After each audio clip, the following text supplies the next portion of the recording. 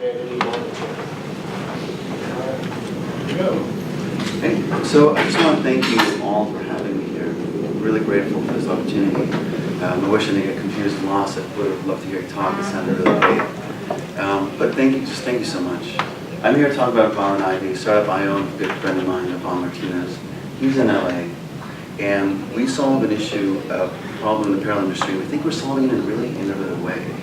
But I want to ask you first, don't think of me as a young entrepreneur here talking about my product and company, but as a friend who's really curious and wants to share something with you, the amazing they discovered. So a couple years ago, Yvonne and I had a question. Why do we have different shirts for wearing on a nice date, when we're cozy in bed, at the gym, breaking a sweat, under our work clothes, when we're on an adventure? We were curious. So we spent 3 years researching textiles. We attended trade shows, and we conversed with textile engineers and unraveled scientific literature. We also became good friends with some of the most innovative, sustainable fiber yarn textile manufacturers in the US. We also took up jobs at Uniqlo, one of the largest retailers in the world. We thought with our knowledge of textiles, we'd be able to find a t-shirt that we would be able to wear anywhere. But they're all made of either cotton, synthetics, or wool. Cotton takes an enormous amount of water and pesticides to grow. It also doesn't dry fast. Synthetics are not breathable, and develop odor pollution. The wool t-shirts run hot, and they're not as soft as other fabrics. After not being able to find a great shirt, well, we decided maybe we'll just make our own. We found Vial+Ivy that a belief that one thoughtful environment can take the place of many poorly made ones. It took us a year to perfect the most comfortable custom fabric, and a couple months more to create our eucalyptus tees. Our first run, we made a custom 100% micro French terry out of tencel. And tencel is made from eucalyptus trees. And is one of the most sustainable fibers that we found. What makes tencel really unique is that it takes 80% less water than cotton to produce, and it's grown on responsibly managed land, the eucalyptus trees, meaning there's no pesticides, no fertilizers, and it's produced in a closed-loop system.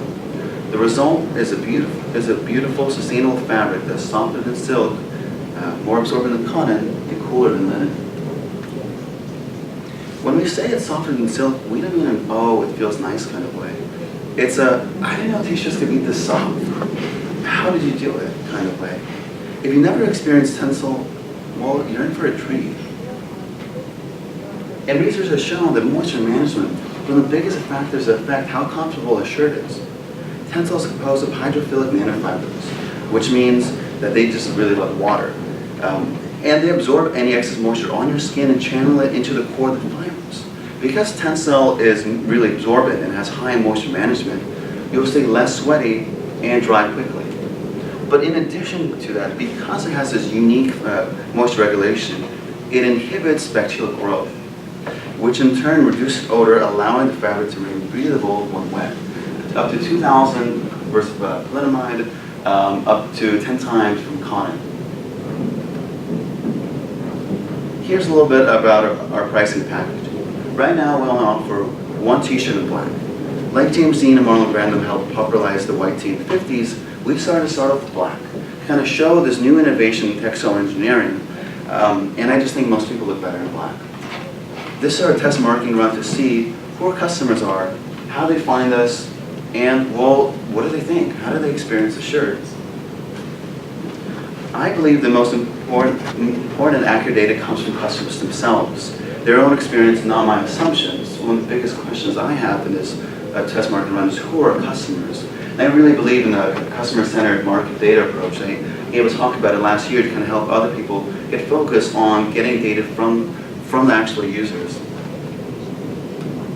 Let's see if this plays. Is there a way to click on that? So that's supposed to be a video of our packaging. This is a little 30 seconds later. And so Yvonne had this really genius idea of using a sustainable weed barrier to package their shirts. Not only does it protect their shirts, but also meant to protect their plants.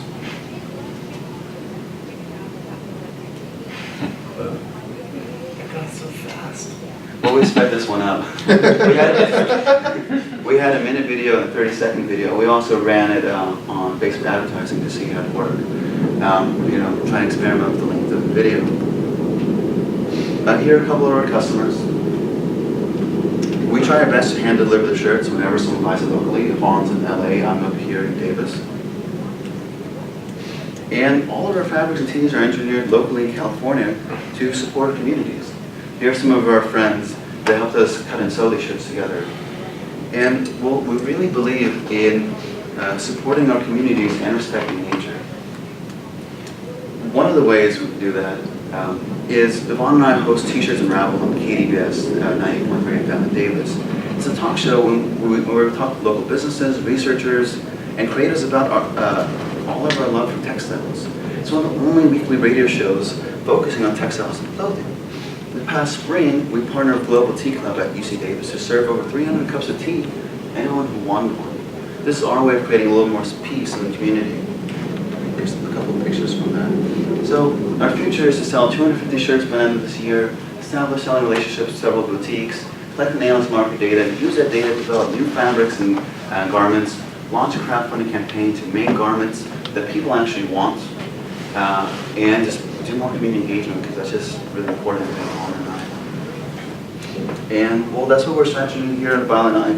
If you or anyone is looking for better teas, let me know. Thank you so much, everyone. Did you bring free t-shirts too? No, t-shirts are our product, but I have some to check out. They're in a box. I didn't get a chance to lay them out. Do you have the fabric?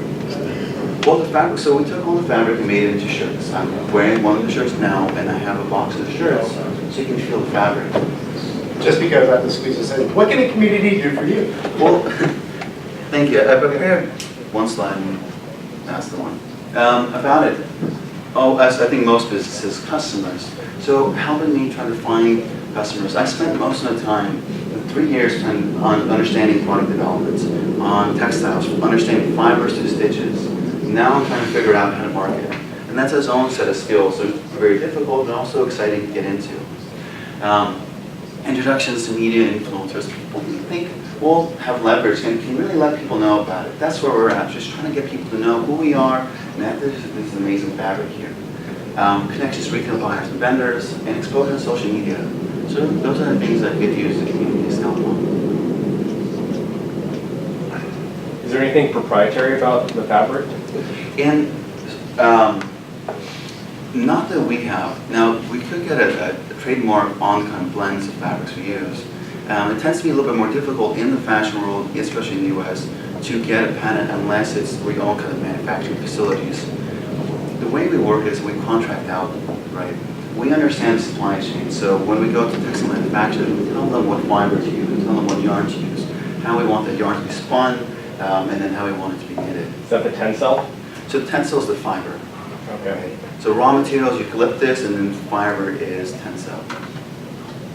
Yeah, and so the bigger we get, the more money we have, the more control we have over this process, and the more we're able to get something more concrete and put down a patent on it and make it proprietary. How much does a t-shirt cost? To produce and to sell. Both. So right now, we're producing them around $14. Okay. And we're selling them for about $65. Right? General market for wholesale, general market for retail. 65? Yeah. Okay. And we included free shipping and returns into the cost for the e-commerce. Looking at some of our competitors, t-shirts run across the gamut. There's some $5, some for $300. Depends on the market. In terms of materials, ours is some of the best materials, and we're saying that because we wanted to use that. So as you order more quantities, will that production price drop Yes. substantially? Yeah, significantly, and it'll get better. Right, the more money I have, because it's all about minimums, fabric minimums, and then the fabric manufacturers buy yarn minimums. And so the more unique we get, the less they have available. And so price will go down, and at the same time, also the quality will go up. And I already think these are some of the best shirts I've found, or I can make. How well does it wash, and how durable is it when it washes? So I didn't get a chance to put a picture in here, but I had a chart from scientific paper about the strength of the tencel. Now, just a little background. So Tencel is a class of artificial silks, viscoses, rayons. This is a new kind of evolution of where they are. And there's a patent on Tencel, so only one company makes it. And that's what makes it really sustainable, because they became efficient. So Tencel is stronger than cotton when dry. You know what? I think it's a little bit weaker, but stronger than other viscoses. It washes fine, like all garments. I tell all customers, the people wash it cold and light dry. That's going to keep the length of any garment and make sure, it's also a more sustainable option. But it washes fine. One thing that we seem to be noticing is that it's pilling a little bit. And this is one of the issues we ran into from the fibers. In the world of Tencel, there's many Tencel fibers. And right now we're using standard Tencel. You see how people respond to it. But there's also Tencel A100 and Micro Tencel. Those are anti-fibrillation fibers, which means they don't pill as much. Now, pilling doesn't affect the functionality of the garment, but it does kind of change its aesthetic appearance. Some people are dismayed by pilling, some are fine with it. Hope that answered. How many shirts have you sold so far? So we've only sold 6. We put the website in February for friends and family because we're not getting a lot of people to the website. And I think that's how it is when you're starting a company and don't have enough exposure going into it. And that's what we're trying to do. We're trying to figure this out. So we're reaching out to influencers, media, and fall will be in the Regeneration magazine. I just sent a shirt out to the editor in Beard, who runs One Up magazine. So we're trying to get more people on the site, and then we'll try to see what are our conversion rates there. So who is your target market? What people are you specifically selling to for that specific application? Yeah. Now, these are just my assumptions and who I would want to be. For real target market, I'll have to see who actually ends up buying the shirt. But we're focusing on people who, we're 2 focuses, but there's different ones we could take. We're right now focusing on people who are focusing on a sustainable product. Really want a sustainable shirt. Who realize that cotton is really labor intensive, energy intensive, water intensive, and realize that bamboo isn't a sustainable fabric. Also people who are outdoors, or who like to hike, who enjoy brands like Patagonia and REI. They want something that can perform. So on the sustainability front and on the performance side. Well, how easily can you switch colors? How form-fitting is it? And then from a marketing perspective, you're going to need to come up with some sort of mark, because you're just a black t-shirt at this point. Right. So if you want an influencer, you want to create some brand awareness, start learning that, and ask questions, you're going to have some sort of identifiable mark that people can latch onto and be able to tell your story. Yeah, that's a really good point, and something Yvonne and I have been going back and forth on. Yvonne really feels strongly that I feel less so. And I think there's, it makes sense for both sides.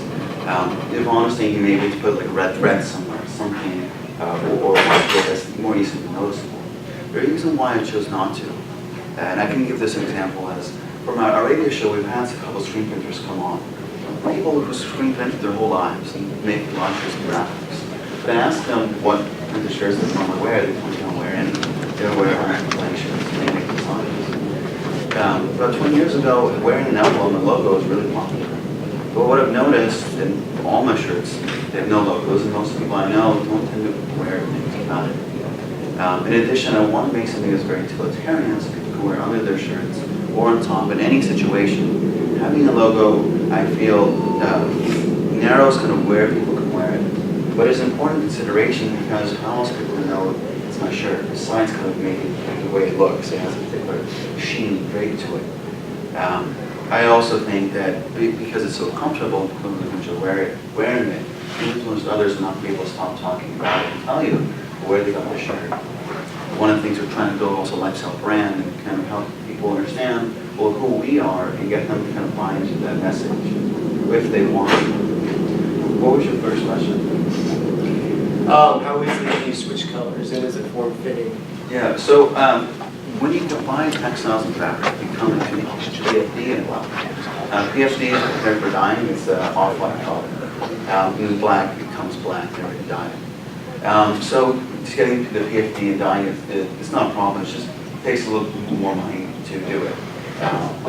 Also, there's different ways to dye it, and that's something we've been researching and will continue to research. You can dye at the fiber level, at the yarn level, at the garment level, the fabric level. And there's different kind of dyes, depending on the kind of affinity we want. One of the best things about Tencel, because it absorbs moisture so well, it absorbs dyes really well. And so it tends to stay a lot darker for longer. There was a study where they washed 25 times. It stayed as black as when it was first done and made, versus the cotton share was significantly faded. Now, because the Tencel we're using right now goes a little bit, it'll end up having the smoky gray appearance. And that's not because it's fading, that's just because the fibrillation is going to diffract the light. Wearability, so Tencel has one of the best drapes. So it's a very draping shirt. So it's meant to be a little bit looser. But of course, so it's meant to be this drape. It's like a silk. But it really, when it comes to kind of how something wears, it's all about kind of sew patterning. So it really depends on how we make the pattern, and we can make it fit any way possible. Same thing with stretch. We can put spandex, or we can just design it to make it more stretchy. Just a suggestion from first impression. I would bring down your price, especially as you're starting off.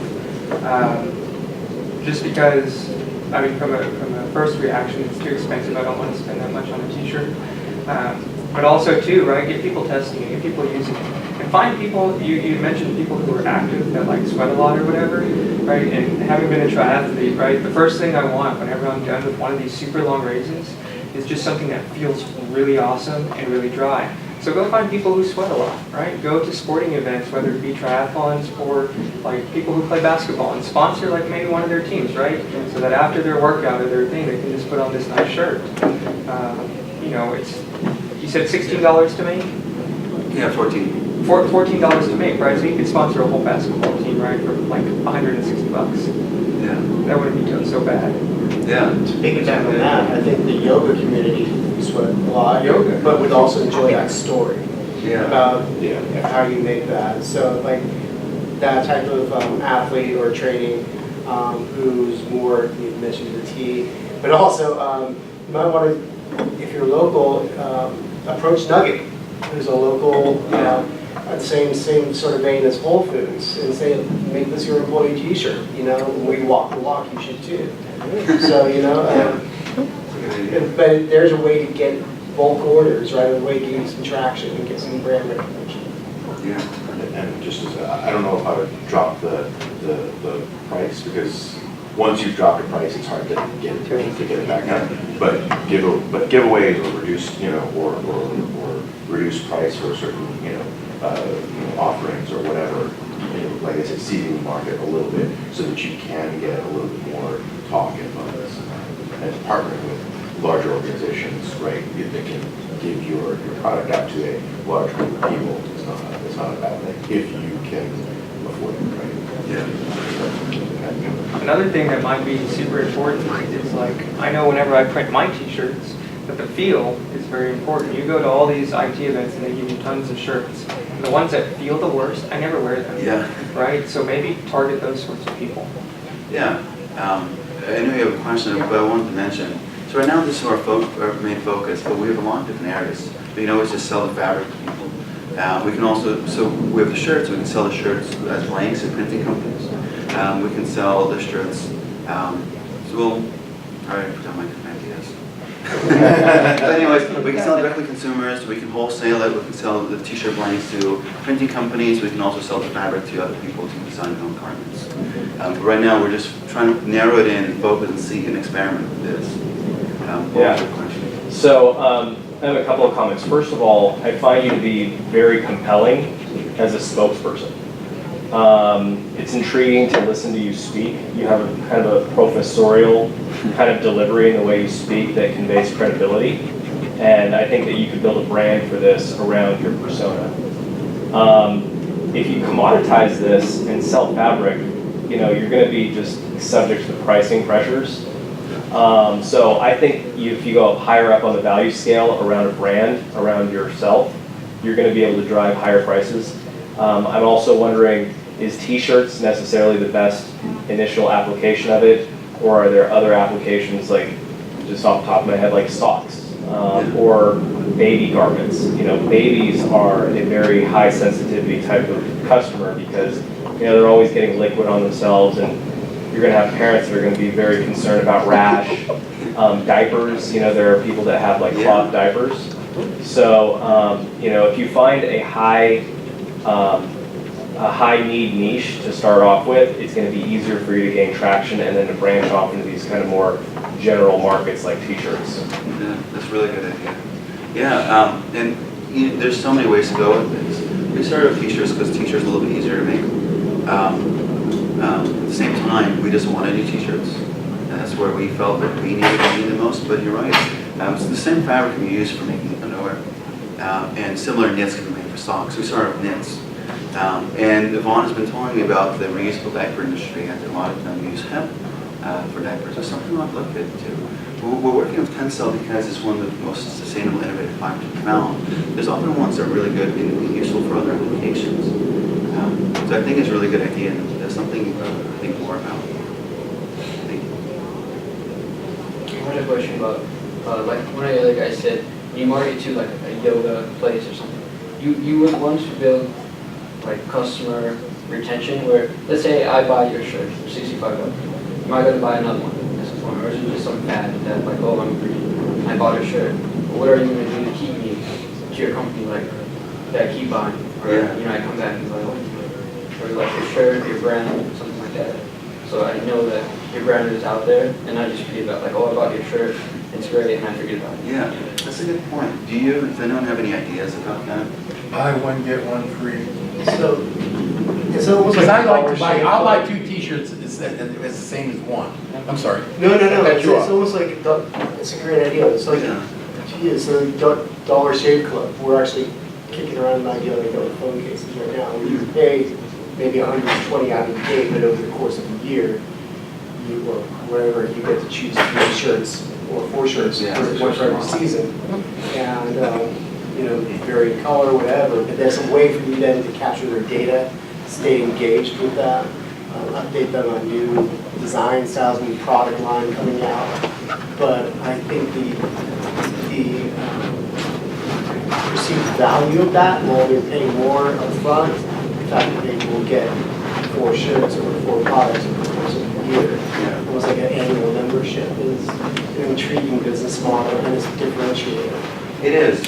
One of the things we have with a subscription model like that is that we really believe in slow fashion, slow design. We're trying to go against the grain of fast fashion.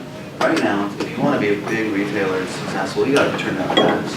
New color every week, new design, put it out there, get your manufacturers on it. And it's creating so much waste. It's this mindset that we just need new things and get rid of them. And so in the sustainability movement and outdoor movement, people want to slow down, go to the basics. What that means is it would take longer time to produce different colors and designs because they're not necessary.